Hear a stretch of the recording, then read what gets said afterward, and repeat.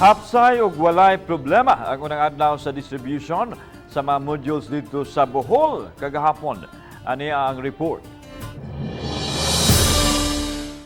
Sa Dr. Cecilio Putong National High School sa Tagbilaran City, nga dunay 10 daghang estudyante sa tibuok lalawigan, hugot nga gipatuman ang health protocol sama sa pagsulod og face mask ug face shield sa dili pa mosulod.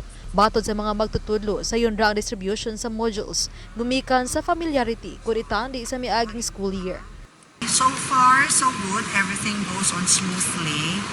All modules are intact. All parents are somewhat already oriented as to what to do. Mitaas usab ang gidaghanon sa mga nagpa-enroll sa maong tunghaan ug padayon ang pagdawat sa mga gusto pang magpa-enroll.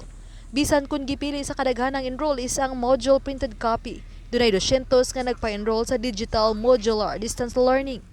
So with internet connectivity, they can access the LMS of Dr. Cecilio Putong. They can download and while they are still figuring out the answers of the activities.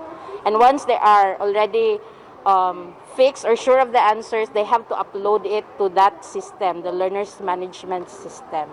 Sa pagkakaroon, ang Dr. Cecilio Putong National High School ay dunay 7,638 ka mga learners gikan sa grade 7 to 12. Kadaghanan mga transferee gikan sa mga pribadong tunghaan. Ubani Clans Gabutin.